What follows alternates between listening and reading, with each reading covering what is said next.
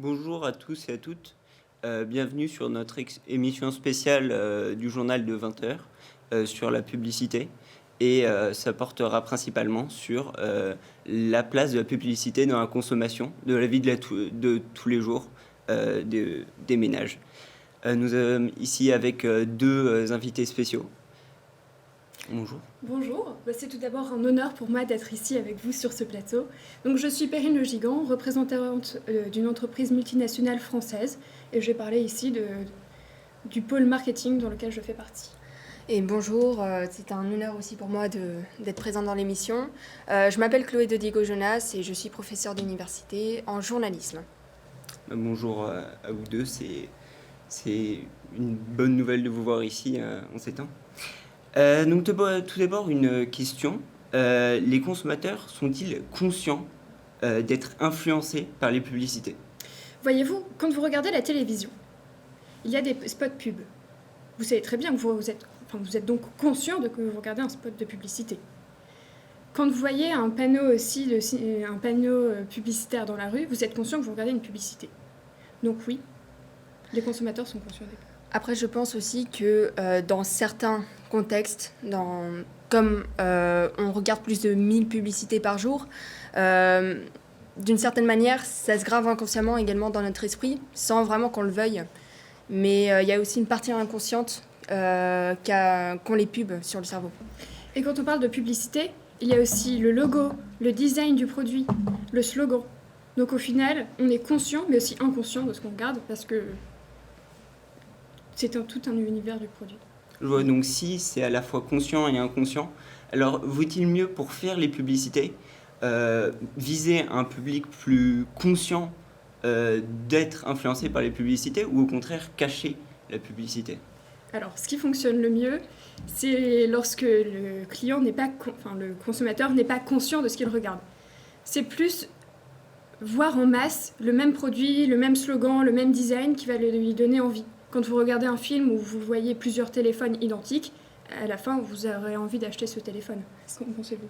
C'est la fameuse... je suis totalement d'accord avec vous, c'est la fameuse technique du marteau de Nietzsche. Le but, c'est vraiment que l'information se répète et à la fin, en fait, ça reste gravé dans le cerveau, qu'on le veuille ou non. D'accord, donc c'est répété plusieurs fois. Et donc, pour cela, quel est le meilleur public des publicités ? Alors, c'est une question difficile, car les enfants, c'est simple de leur créer un besoin. On leur met une publicité au niveau de la télévision sur une chaîne pour les enfants. On leur met des paillettes, ils sont fans. Les personnes âgées, en général, sont plutôt proches de leur argent et aiment bien vérifier tout ce qui est prix bas. Et au niveau des ménages dans la population active, c'est souvent un mélange, donc je dirais les plus jeunes et les plus âgés. Oui, il y a ça. Après, également, quand on fait une publicité, le but, c'est de faire une population cible, Oui. on l'a. Et également de trouver la manière dont on amène la publicité qui corresponde à la manière un peu de penser de cette population. Par exemple, un enfant, lui, va avoir envie de jouer. Et dans les pubs, par exemple, l'objectif va être de donner une dimension, par exemple, ludique ou de faire un peu du storytelling, en tout cas, dans la publicité en elle-même. Par contre, pour des populations, par exemple, si vous ciblez une population de femmes qui vont faire leurs courses, à partir de là, on tourne d'une manière et le but, c'est par exemple d'amener un aspect beaucoup plus pratique à l'objet et non pas ludique. Et tout ça, c'est grâce au marketing de l'advertising. Yes, absolutely. Danke. Donc je vois chaque type de personne a un type de publicité qui est visé. Oui. Très bien. Nous allons voir la deuxième partie de l'interview après la pub.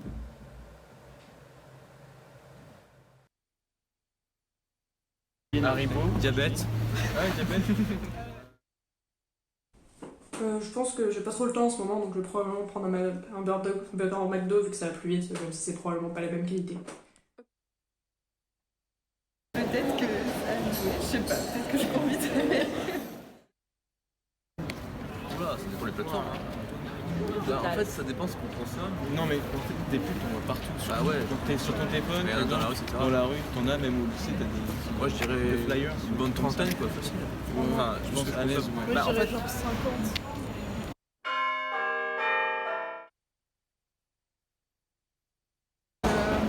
On en voit quand même beaucoup et il y a beaucoup de choses qui sont en rapport avec ce qu'on aime, tu sais, ce qu'on cherche sur internet, tout ça, donc je pense qu'on est quand même tout mal. Enfin, moi personnellement, je sais que je suis pas mal influencée. Sur toutes les pubs, on a peut-être.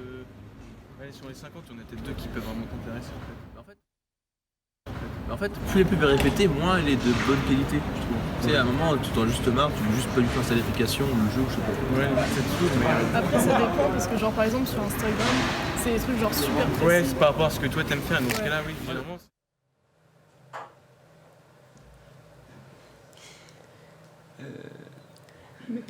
Donc à présent la publicité. Et oui, le burger des Burgers Unis, il est bon. Il est très très bon même. Tiens, d'ailleurs j'en reprendrai bien un. Burgers Unis, le burger auquel on a envie de dire oui. Nous voilà donc de retour après cette pause de pub. D'ailleurs, pensez à ne pas manger trop gras ni trop sucré. Ni trop salé. Quel beau burger, non mais sérieusement. Il est absolument Allez-y. Pas magnifique. manger trop sucré. Non, ouais. mais mangez, mangez. Non, mais c'est bien de maintenir la ligne. Regardez, il y a une belle source de protéines. Bon, voilà, super burger, McDonald's, génial. Qu'en pensez-vous? Il donne envie. Hein. Ah oui, absolument, ouais. Mais alors pour tous ces produits, est-ce que la publicité est vraiment nécessaire? À votre avis, madame? Bah, c'est une bonne question. Je pense qu'avant tout, oui. Car au final, s'il n'y a pas de publicité pour un produit, il y a moins de consommateurs pour le produit. S'il n'y a plus de consommateurs pour ce produit, l'entreprise fait faillite, puisque plus de demande. Et si l'entreprise fait faillite, et qu'une autre entreprise fait faillite, et que cela continue ainsi de suite, il n'y a plus d'entrée de croissance dans le PIB. C'est la décadence, le pays fait faillite. Mais d'un autre côté également, en réponse à votre logique également, on se rend compte, enfin là c'est du point de vue de l'entreprise, mais du point de vue de la planète, plus il y a de publicité, plus les gens ils vont consommer. Et plus ils vont consommer, bah, il va y avoir de la surconsommation et plus la planète va être en danger. Et à partir de là, ça va également avoir des répercussions sur notre économie. Bon, écoutez, Madame de Diego Jeunesse, je suis d'accord, mais là on tourne plutôt vers du politique et ce n'est pas le sujet. On Je tourne sur du long terme, madame. Revenons au sujet principal. Si ce que vous dites est vrai, alors ça veut dire que les publicités créent le besoin et non pas le besoin qui crée les publicités. Alors, moi je suis persuadée que les publicités créent le besoin. Vous avez le besoin primaire est de manger. Mais avec les publicités, vous avez besoin de manger un burger, de manger des bonbons particuliers, de manger des petits déjeuners au chocolat. Ce n'est plus le besoin primaire, c'est un besoin évolué. Pour répondre à votre logique également, aussi, dans notre, par exemple, quand on fait du marketing, le but c'est également d'identifier un besoin. Donc on crée également des besoins secondaires, mais il y a quand même un besoin de base, parce que si on vend un produit, mais que personne n'en a besoin, bah en fait il va pas être vendu et ça va faire une perte plutôt pour l'entreprise. Donc le but c'est vraiment d'identifier un besoin primaire et à travers certains mécanismes, on arrive à créer des besoins secondaires et quitte de l'addiction. Bon, je vous arrête ici, Mesdames de Diego Jeunesse. Quand vous regardez votre téléphone, vous avez plusieurs pop-up. Oui. Est-ce que vous avez besoin d'avoir ces pop-up? Non, mais c'est la... Absolument pas. Voilà. Mais ce que je veux dire, par exemple, Instagram, est-ce qu'on en a réellement besoin? Non. Non. Et pourquoi il y a autant de personnes qui viennent? Car Instagram fait une belle publicité, du beau marketing. Il y a ça, mais également, il crée du besoin et d'une certaine manière, il voit dans la personne un manque, un besoin de se connecter à une réalité, à un monde meilleur. Et à partir de là, il montre ce qu'ils ont envie de voir et répondent aux besoins d'avoir un monde meilleur. Bah, c'est vrai, ça, qu'en pensez-vous? Parce que C'est Tout y une part. question de spécialiste. On s'en rend pas trop compte de la part des consommateurs. je pense que c'est un mélange des deux avant tout. Oui. Et beaucoup de manipulation. On aime bien ça. Ah oui. En tout cas, merci beaucoup d'avoir répondu à nos questions pour aider les consommateurs à s'en rendre compte de comment agit la publicité. Et nous allons voir une dernière intervention après la publicité. Merci beaucoup.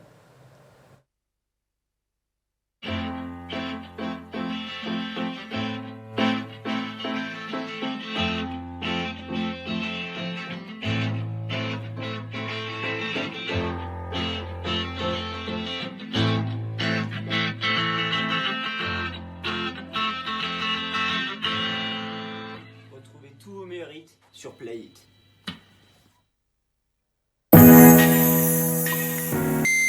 Bonjour, bienvenue dans notre émission. Aujourd'hui, nous parlerons des arguments fallacieux, mais nous ne les aborderons pas tous. Nous travaillerons sur l'analogie douteuse, l'attaque personnelle et l'appel à l'autorité. L'argument fallacieux est un argument basé sur des prémices difficilement évaluables et un raisonnement biaisé, dont on tire de ce fait des conclusions invalides. Débutons avec l'attaque personnelle. L'attaque personnelle est un argument fallacieux qui consiste à discréditer la personne avec qui on est en opposition en l'attaquant sur un trait de son caractère, de sa personnalité, de sa moralité ou ses faits.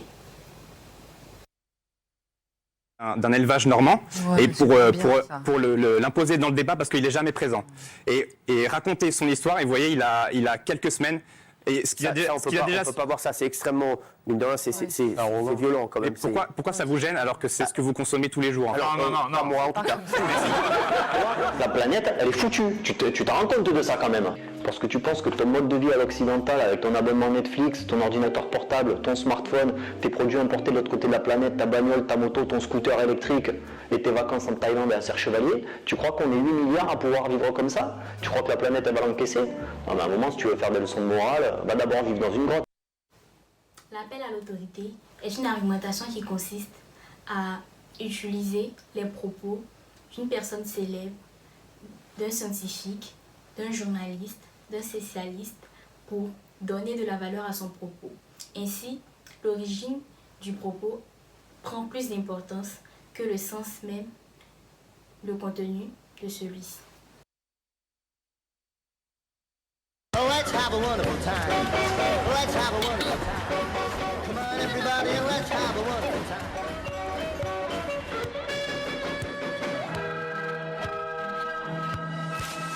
Oh, let's have a wonderful time. Savourons les moments foot avec Lay's. Man, Please. it's a Voluto. It was. Do you want me to? Oh, so nice of you, Mr. George. My name's George.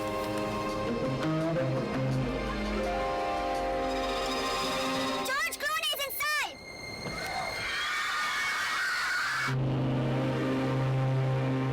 Nespresso. What else? Dans la première publicité, celle des chips Lay's, on constate l'apparition de deux célèbres footballeurs, Lionel Messi et Paul Pogba. C'est une sorte d'appel à l'autorité dans la mesure où on prend des footballeurs pour promouvoir un aliment qui n'est pas forcément sain. Ainsi, des personnes fans de ces joueurs se retrouveront à acheter ces chips juste parce que la publicité a été faite par leur joueur préféré. Il en est de même pour George Clooney dans la publicité de Nescafé. Il s'agit d'un post d'un compte Instagram, Hugo Décrypte, qui propose des débats à la fin de ses publications. Pensez-vous que les gouvernements réagiront après le rapport du GIEC? Non, mais PTDR, personne n'est capable de renverser la tendance. Même si on arrêtait complètement de produire, la Terre continuerait à se réchauffer. Faut sortir du déni et écouter les scientifiques.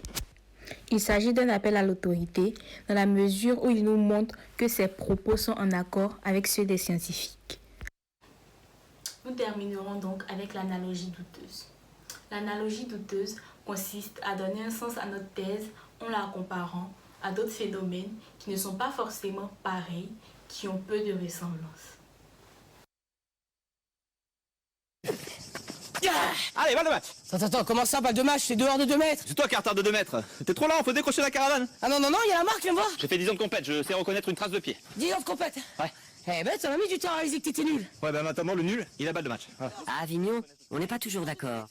Mais il y a une chose qui ne se discute pas. C'est Leclerc le moins cher. Tout comme à Arly, Gouesnou et Clermont-Ferrand. Et chez vous, quel moins cher? Vérifiez sur l'appli quel moins cher. Leclerc. Et dans cette publicité, nous avons une analogie douteuse. Parce qu'on constate que Leclerc compare le fait d'avoir des prix bas dans certaines villes au fait que certaines personnes ne sont pas d'accord sur les règles de jeu du tennis. Deux choses qui sont complètement opposées, mais pourtant que l'on compare quand même. C'était tout pour aujourd'hui. On se retrouve dans la prochaine émission avec de nouveaux mots à décortiquer. Merci beaucoup pour cette intervention et nous terminons donc cette émission. Merci beaucoup, chers téléspectateurs. Merci de nous avoir accueillis. Je reprendrai bien un petit café, moi. Stop.